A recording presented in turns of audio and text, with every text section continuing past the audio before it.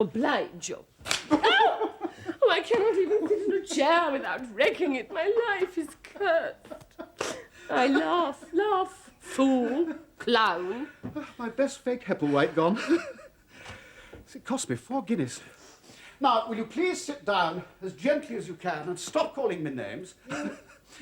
And then, if you wish, you can tell me what on earth is the matter.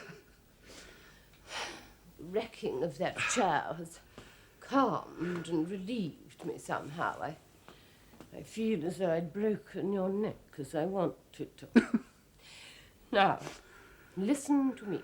And don't stand over me like that. Sit down on what is left of your sham Hepplewhite. Yes, certainly, madam. Now, go ahead. My father was the greatest man in the world. I was his only child. His one dread was that I should make a foolish marriage and lose what little money he was able to leave me. The 30 million. Oh, don't interrupt. He made me promise that whenever a man asked me to marry him, I was to impose a condition on my consent. So what condition? I was to give him £150 and tell him that if within 6 months he changed that £150 into 50,000, I was his. If not, I was never to see him again. I saw the wisdom of this. Nobody but my father could have thought of such a real, infallible and sentimental test. I gave him my sacred promise that I would carry it out faithfully. And you broke that promise, I see. What do you mean, broke that promise? Well, you married Alistair. Now, Alistair's a dear good fellow, and he's one of the best in his way. But you're not going to persuade me he made £50,000 in 6 months with a capital of 150? He did. Wise as my father was, he sometimes forgot the wise things he said 5 minutes after he'd said them. He warned me that 90% of our self-made millionaires are criminals who take a 500 to 1 chance and get away with it by pure luck. Alistair was that sort of criminal. Oh, no, not a criminal. That's not like Alistair. He's a fool, perhaps, in business, but not a criminal. Like all solicitors, you think you know my husband better than I do. I tell you, Alistair came back after 6 months' probation with £50,000 in his pocket instead of the penal servitude he so richly deserved. That man's luck is extraordinary. He always wins. He wins at tennis, he wins at boxing. He won me, the richest heiress in England. But you were a consenting party. If not, why did you put him to the test? Why did you give him the 150 to try his luck with? Boxing? Boxing? Yes, his boxing fascinated me. My father always held that a woman should be able to defend herself. He made me study judo. Judo? Do you mean Hebrew? Hebrew? Nonsense. Judo, jiu-jitsu. It's what common people call jiu-jitsu. I could throw you through that window as easily as you handed me that rotten chair. Japanese wrestle? Oh, that's rather a rough sport for a lady. How dare you call judo a sport? It's a religion. Oh, forgive me. Go on with your story, and please break it to me as gently as you can. I've never had a client like you before. You never will again. No, I don't doubt it for a moment. Now, tell me, where does Alistair come in?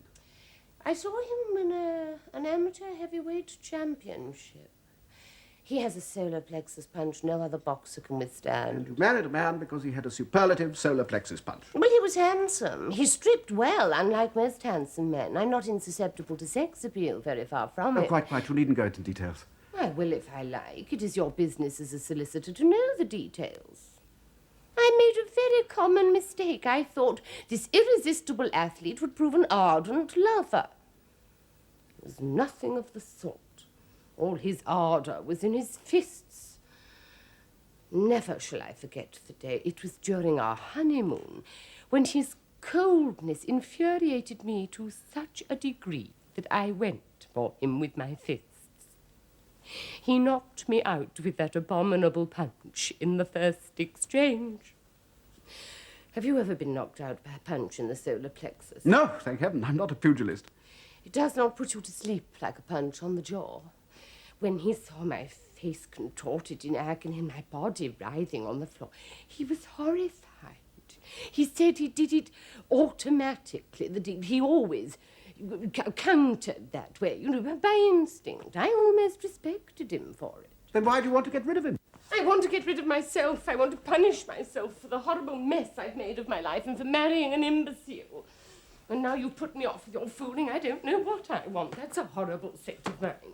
I'm a woman who must always want something and always get it. An acquisitive woman, precisely. Yes, how splendid. Excuse me. Yes. Oh, one moment, hold the line. Your husband is outside with a woman.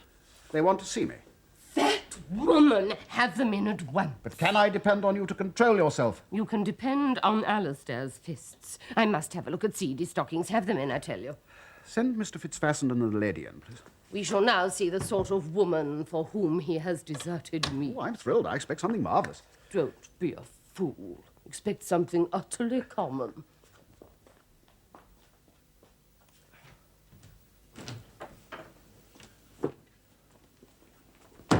Eppie, what are you doing here? Introduce the female.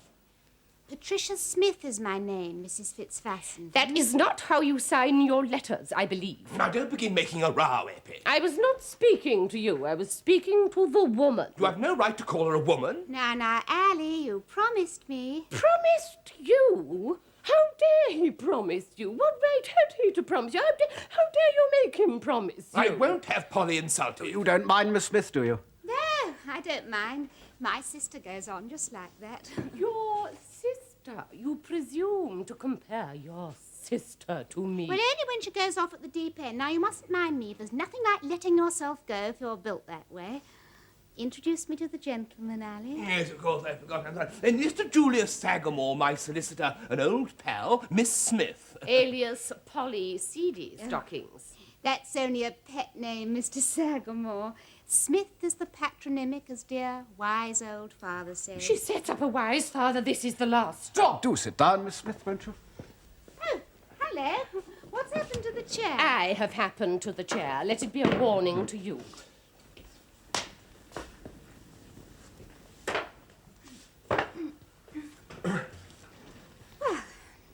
Mr. Sagamore, it's like this. Alistair... You need not explain. I have explained everything to Mr. Sagamore. And will you please have the decency in his presence and in mine to refer to my husband as Mr. Fitzfassenden? His Christian name is no concern of yours. Well, if you won't let anyone speak... I am not preventing you nor anybody from speaking. If you have anything to say for yourself, say it. But I am sorry, but it's such a long name. In my little circle, we call him just Ally. Do hear that, Mr. Sagamore? My husband is called Ally by these third-rate people. What right have they to speak of him at all? Am I to endure this? So we know you have to put up with a lot, dearie. Dearie? But that's what the world is like. The world is like that to people who are like that. My world is not your world. Every woman has her own world within her own soul. Mr. Sagamore, I married this man. I admitted him to my world. The world my imagination had peopled with heroes and saints. Never before had a real man been permitted to enter it. I took him to be hero, saint, lover, all in one. What he really was, you can see for yourself. Well, I won't stand for this. Yes, go ahead. Strike me. Show her your knockout punch. Let her see how you treat women. Oh, damn! Don't get rattled, Ally. You'll only put yourself in the wrong before Mr. Sagamore. I think you'd better go home. Let me have it out with her. Would you have the goodness not to speak of me as her? My name is Mrs. Fitzfassenden. I am not a pronoun. Sorry, but your name's such a tongue twister. Mr. Sagamore, don't you think Ally had better go? It's not right that we should argue about him to his face. Besides, he's worn out. He's hardly slept all night. How do you know that, pray? Never mind how I know it, I do. It was innocent. But where was I to go after you'd driven me out of the house with your tantrums? You went to her? I went to Miss Smith. She's not a pronoun, you know. I went to where I could find peace and kindness to my good, sweet, darling Polly. So there. Well, I have no sense of humour, but this strikes me as irresistibly funny. You mean you actually left me to spend the night in the arms of seedy Stocking? No, I tell you, it was innocent. Was he in your arms or was he not? Yes, of course he was for a while, but not in the way you mean.